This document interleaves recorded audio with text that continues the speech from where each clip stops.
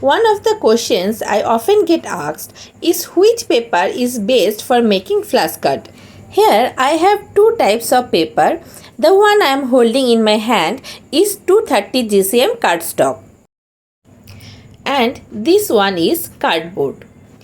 You can use either cardboard or cardstock to make flashcards. However, cardstock is the better option.